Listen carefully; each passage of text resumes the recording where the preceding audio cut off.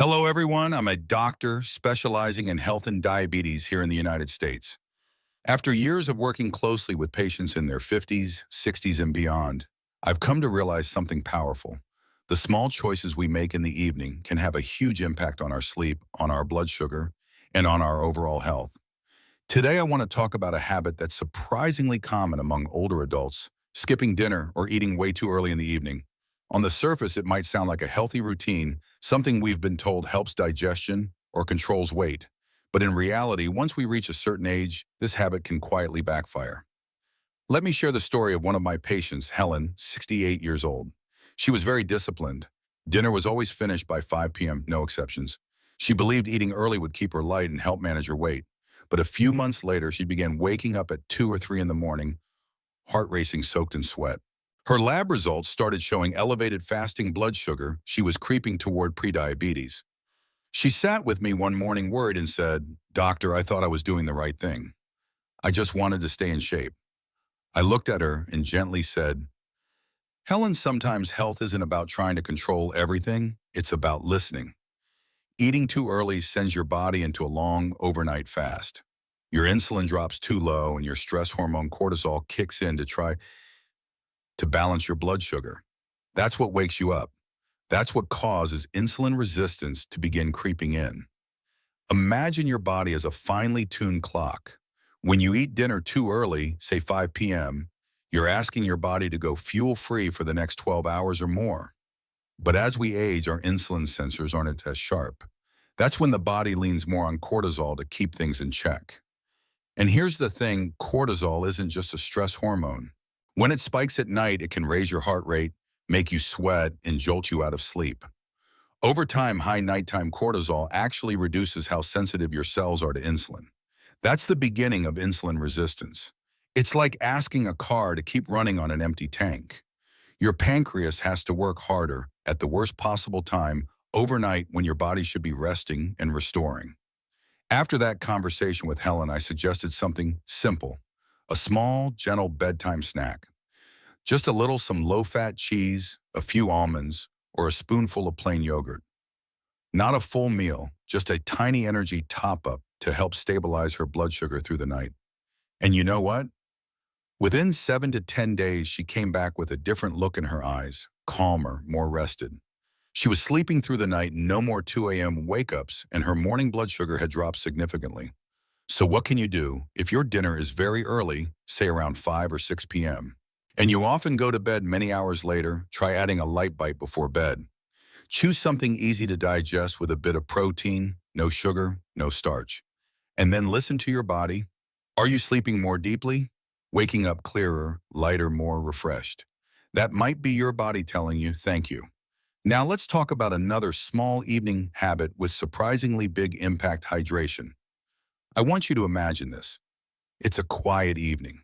You're ready for bed. The lights are off. You've pulled the covers up. But then, you hesitate. That usual sip of water. You skip it. If I drink now, I'll have to wake up at 3 a.m. to pee, you think. Sounds reasonable, right? But inside your body, something else is happening. I once had a patient, Ronald, 71 years old, a man of good habits, steady lifestyle. But lately he had been waking up tired, even a little dizzy some mornings. His blood sugar levels were fluctuating, even though his diet was solid. So I asked him, "Tell me about your evening routine." And he said, "I stopped drinking water after 7 p.m. I don't want to interrupt my sleep with bathroom trips." Now I get that. A lot of folks his age feel the same way. But here's the truth. When you go to bed even mildly dehydrated, your blood literally thickens biologically. Its viscosity increases. That makes it harder for insulin to move where it's needed, and glucose has a tougher time getting into your cells. So what happens during the night? Thicker blood slows circulation. Your kidneys and liver, both crucial for managing blood sugar, don't function as well. Your brain may not get enough hydration, either leading to poor sleep, groggy wake-ups, or that dry mouth feeling in the morning. That's why having enough water, not too much before bed, matters more than we think. You don't need a full glass, just a small cup of warm water or a gentle herbal tea, something like chamomile or mint, 60 to 90 minutes before bed. Your body will thank you. recommend that Mr. Ronald try drinking half a glass of warm water before bed and sip small amounts throughout the day. A week later, he returned, amazed. I sleep more deeply now, and I don't feel tired when I wake up. And strangely, my morning blood sugar is much more stable. This isn't magic. It's basic physiology. Every cell, every enzyme involved in sugar metabolism requires water. When you're dehydrated, your body has to struggle to function. When you're well hydrated, your body is nurtured quietly but powerfully. A question for you. Have you ever avoided drinking water in the evening because you feared disrupting your sleep? Do you often wake up feeling sluggish and wonder why? Try this small change and tune into your body like a friend's gentle whisper. On the path to better health, sometimes the smallest adjustments can bring profound transformation. Just a glass of water at the right time can open the door for your body to heal and restore itself through the night. And the wonderful thing is you can spark that change. Now think back to a night this past week, maybe one evening. You went to bed at 9 p.m. But the next night you stayed up until 11 watching a movie or replying to texts. It's just one night, you might say, but your body doesn't see it that way. I spoke with Mrs. Doris, 68, widowed, living alone, and a big fan of detective shows. She told me, "Doctor, I went to bed early for a few nights, then stayed up late on some. I still got a full 7 hours of sleep, so why am I still so tired?" The answer lies here. It's not just about how many hours you sleep, but how consistently. Our bodies run on an internal clock, our circadian rhythm. It regulates everything from hormones and digestion to energy metabolism. When you go to bed at the same hour each night, your body releases melatonin, the sleep hormone, exactly when needed. Cortisol, the hormone that wakes you up, follows its own reliable cycle too. But if you constantly shift your sleep times, these signals get thrown off. Melatonin becomes irregular, cortisol spikes at odd hours, and perhaps most importantly, insulin metabolism is disrupted. Many studies have shown that people over 60 with irregular sleep schedules, even if they're still sleeping enough overall, have a higher risk of developing type 2 diabetes. Why? Because when your circadian rhythm is disrupted, your body loses its synchronization in processing glucose. Insulin, rather than being released rhythmically and effectively, becomes less efficient. And that's often the first step toward insulin resistance. In Doris's case, I didn't ask her to go to bed earlier every night. I simply suggested she choose a consistent bedtime, say 10 p.m., and stick with it even on weekends. After 3 weeks, she returned with brighter eyes and less grogginess in the morning. Most surprisingly, she said, "I never thought just regular sleep helped me eat less sugar during the day." Have you noticed that too? When you're sleep deprived or your sleep is irregular, you tend to crave sweets and struggle with portion control. That's not a lack of willpower. It's your hormones being out of sync. Give your body a gift: stability. Consistent sleep isn't just about waking up refreshed. It's the foundation for stable blood sugar, a lower risk of complications, and healthier, more vibrant days ahead. Now picture a quiet evening. The lights are low, the house is asleep, but your mind isn't. It's racing with lingering worries. Did I forget something for tomorrow? Will that test come back bad? Can I cover bills this month? That mental noise keeps you awake even when your body thinks it's bedtime. One of my patients, Gerald, is 70. He told me, "I get into bed, but my mind stays wide awake. In the morning, my blood sugar is always higher, even though I ate well the day before." He couldn't understand it. I didn't eat anything wrong. So why is my sugar up? The answer: stress before sleep doesn't just make you tired, it disrupts overnight blood sugar regulation. When you're stressed, your brain releases cortisol, the fight or flight hormone. But cortisol also raises blood sugar by nudging your liver to release stored glucose. It once helped our ancestors escape danger. But today, when our danger is endless, looping thoughts, cortisol becomes a stealthy saboteur of blood sugar at night. And it doesn't stop there. Stress makes sleep shallower and you wake more often. And as we know, poor sleep feeds a domino effect: insulin resistance, disrupted appetite, signals sugar cravings the next morning. With Gerald, I didn't reach for a prescription. Instead, I gave him a simple habit to try 10 minutes of journaling before bed, not to write a story, but to dump every worry onto paper. Then some soft music and lights and screens off. After just 2 weeks, his morning blood sugar had stabilized despite no changes in his diet. You could try that tonight. Stress isn't always something we can avoid, but we can learn to set it down before going to bed. Think of each night not as a battlefield of racing thoughts, but as an opportunity for your body to heal. A calm mind before sleep, simple, small, but consistent, can truly protect your blood sugar. Let me paint you a picture. You're lying in bed, the room dimly lit, but the light from your phone is shining straight into your eyes. A few news headlines, a couple of short videos, and suddenly an hour has passed. You feel more alert than before, maybe even restless. Sound familiar? One of my patients, Lena, 68 years old, once told me, "Doctor, I need a bit of TV to unwind. Otherwise, my thoughts just run wild." But when I asked how she felt the next morning, she paused and said, "Tired."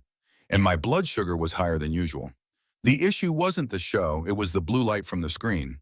Blue light from phones, TVs, and laptops mimics daylight.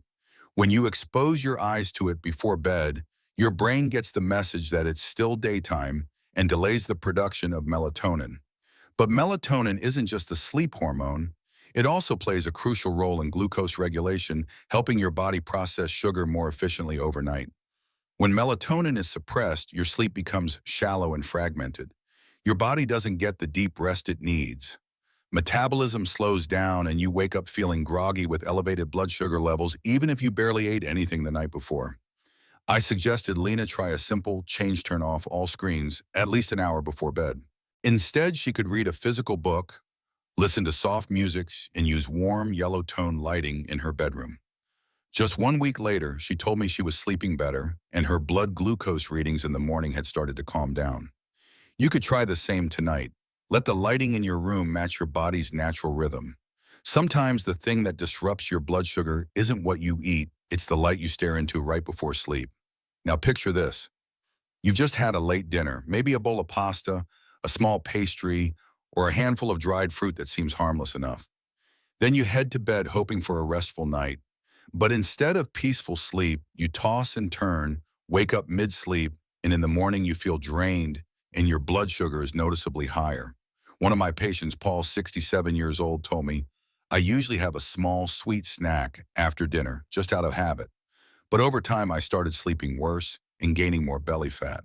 I explained that when you eat simple carbs, white bread, white rice, cookies, dried fruit, especially at night, your blood sugar can spike quickly. Your body then floods with insulin to bring it down. But nighttime should be a time of rest, not of metabolic overdrive. That spike disrupts your sleep burdens, the liver's detox functions, and prolonged high insulin levels gradually promote fat storage around the belly, also known as visceral fat, the dangerous kind. The solution doesn't lie in starving yourself or banning everything. It lies in making better choices. If you really feel like you need something in the evening, go for foods that won't spike your blood sugar, a few nuts, a couple slices of avocado, or half a boiled egg. These are light, nutrient-dense options that can help you fall asleep more easily without overworking your pancreas. Nighttime is for healing, not for continued sugar processing.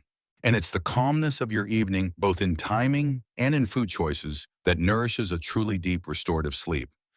Now, I want you to picture this. It's nearly 10 p.m. The lights are still on. The TV is playing. Your phone is still in your hand and your mind is spinning with unanswered messages, unpaid bills, or some upsetting news that just raised your heart rate. Then you turn off the lights, climb into bed, and hope to sleep well. One of my older patients, Judah, 69, once told me, "Doctor, I lie down and my mind just goes. All kinds of random things. I don't know why my brain won't shut off." I asked if she had a calming bedtime routine and she shook her head. "I don't have time for things like that." But you know what? Things like that are often the key. When we don't give our nervous system a chance to shut down with gentle activities like deep breathing, reading a paper book, listening to soft music, or simply sitting quietly in warm lighting, our bodies stay in a subtle state of alert. Cortisol, the stress hormone, doesn't drop, and that directly affects how insulin works and how well you sleep. Relaxation is not laziness. It's an essential part of health, especially after 50. When you sit down, place your hands on your belly, close your eyes, and breathe deeply for 5 minutes. Your body understands, it's time to rest. And from that moment, healing begins not just in your mind, but in your blood sugar and your heart too. Thank you for staying with me all the way to the end of this conversation. We've walked through things that may seem small, a light dinner, a warm glass of water, turning off your phone a bit earlier, or a few minutes of mindful breathing, but each holds a quiet power to steady your blood sugar and improve your life. For those of us over 50, each night is more than just sleep. It's a chance for your body to reset, for your hormones to realign, and for your blood sugar to return to balance. And if you learn to care for your body through small evening habits, even the simplest ones, then tomorrow morning you won't just wake up more refreshed. You'll be one step closer to a life of resilient, self-driven health. So what about you? Have you tried any of these small changes? Which ones work best for you? Please share your story in the comments below. I and many others would love to listen, learn, and walk alongside you. And if you found these ideas helpful, don't forget to like and subscribe to the channel so we can meet again in future videos where health is more than knowledge, it's a journey of understanding.